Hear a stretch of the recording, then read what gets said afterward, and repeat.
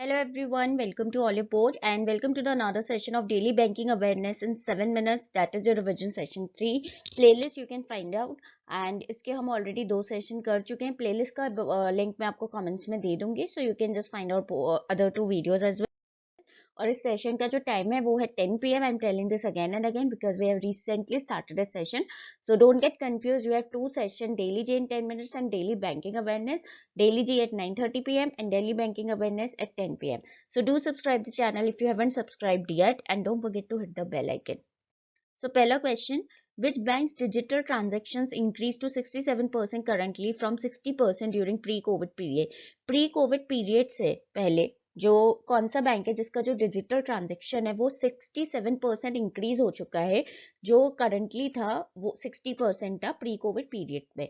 ठीक है, मतलब कोविड से पहले. So that is SBI State Bank of India, option C. So SBI's digital transaction went up by 7%, okay, from pre-COVID period. The increase is primarily due to adoption of e-commerce during the pandemic, which led to an increase in digital transactions on SBI's platform. तो जो main इसका जो increase हुआ है वो adoption हुआ है e-commerce का pandemic के time पे, उस वजह से ये 7% transaction में increase हुआ है. SBI's digital lending platform YONO reported significant growth. तो SBI का digital lending platform जो है, which is the famous YONO, उसमें significant growth दिखी है. YONO is you only need one. ठीक है. As per FICCI IBA survey carried out between July and December 2020, NPAs are expected to increase above how much in the first half of 2021? तो FICCI IBA के सर्वे, IBA Indian banking association, उसके सर्वे के हिसाब से जो कि जुलाई और दिसंबर 2020 में हुआ था, मतलब बिटवीन जुलाई एंड दिसंबर 2020, जो NPA है यानी कि नॉन परफॉर्मिंग एसेट्स, वो कितना एक्सपेक्टेड है कि वो इंक्रीज करेंगे, कितना above in the first half of 2021 के फर्स्ट हाफ में. So they are expected to increase above 10%. Option C is the correct answer. So ये तो आपको बता ही दिया है कि मतलब about 78% of participating state-run banks have cited a reduction in NPA levels during the second half of 2020. तो करीब 78% जो participated state-run banks है उन्होंने cite करा है NPA के levels में reduction 2020 के second half में. So in terms of outlook, 68% of respondent bankers expect the NPA levels to be above 10% in the first half of 2021. तो 68% of respondent bankers जो है उनका expect है कि जो NPA levels होंगे to be above 10% in the first half of 2021. ठीक है. On the recommendation of which committee payment banks were open in India? इनमें से किस कमिटी के recommendation पे पेमेंट बैंक इंडिया में ओपन हुए थे? So that is Nachiket Mor committee, option A. ठीक है, नचिकेत मोर कमिटी थी. So it was formed in सितंबर 2013. तो नचिकेत मोर कमिटी जो थी वो 2013 में फॉर्म हुई थी, जिसने अपना रिपोर्ट जुलाई 2014 में सबमिट करा था.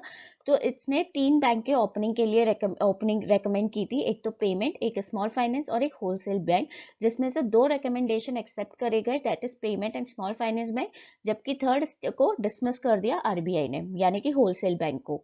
Payment banks can only accept deposits and can not give loans. का इज वेरी इंपॉर्टेंट कि जो पेमेंट बैंक है वो सिर्फ डिपॉजिट्स एक्सेप्ट कर सकते हैं, वो लोन्स नहीं दे सकते. ठीक है, very important. And they can only issue debit cards, और पेमेंट बैंक सिर्फ डेबिट कार्ड इश्यू कर सकते हैं. ठीक है. सो उर्जित पटेल कमिटी, एक उर्जित पटेल कमिटी है जिसने क्या रेकमेंड करा? Monetary policy commission, bi monthly monetary policy, CPI based inflation and universal electronic bank account. जबकि एक बिमल जालन कमेटी है which was form to assign banking licence, जो कि फॉर्म हुई थी बैंकिंग लाइसेंसेस को असाइन करने के लिए. ठीक है.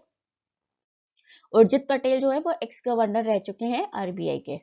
नेक्स्ट देखो, with which of the following NBFC did Yes Bank sign a strategic co lending pact for retail home loans recently? इनमें से किस एनबीएफसी के बाद, यानी कि नॉन बैंकिंग फाइनेंशियल कंपनी के साथ यस बैंक ने एक strategic co lending pact sign करा है रिटेल होम लोन्स के लिए? ठीक है, for retail home loans. So that is PNB housing finance, option B. तो वो है पीएनबी हाउसिंग फाइनेंस. ठीक है, याद रखना पीएनबी हाउसिंग फाइनेंस क्या है? दिस इज एन एनबीएफसी, यानी कि नॉन बैंकिंग फाइनेंशियल कंपनी. ठीक है, तो क्वेश्चन इस तरीके से आ सकता है कि what is PNB housing finance? So that is an NBFC. And guys, NBFCs and banks are different. ठीक है, तो हम अपने और सेशंस में लेकर आएंगे कि what is the basic difference between NBFC and a bank. NPCI partnered with who among the following to launch Rupee Soft POS solutions recently? NPCI ने इनमें से किसके साथ पार्टनरशिप की है RuPay soft POS solution provide करने के लिए रिसेंटली, हाल ही में? सो that is SBI payments.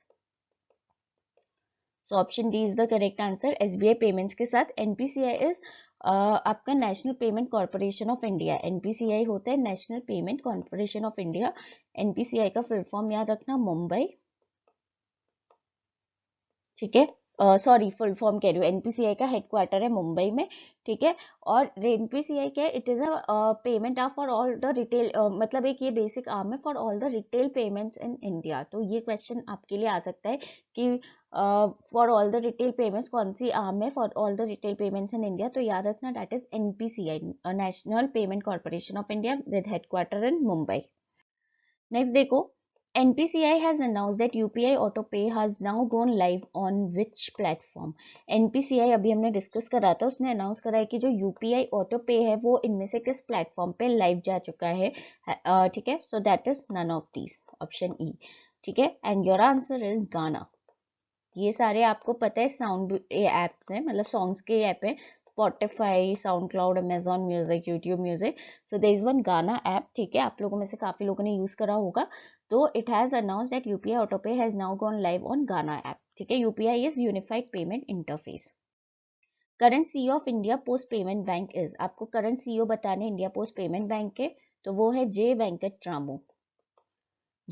Ramu, current CEO of India Post Payment Bank with headquarter in New Delhi. India Post Payment Bank का हेडक्वार्टर याद रखना, it is in Delhi.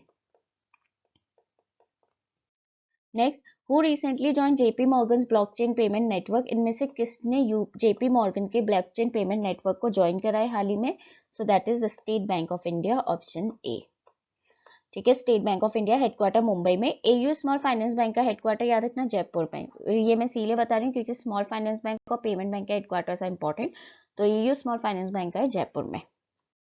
So guys, here we are done with your daily banking awareness in 7-minute session. Hit the like button if you like the video. Don't forget to share with your friends and do subscribe to the channel, and don't forget to check out the link of playlist in the comment section.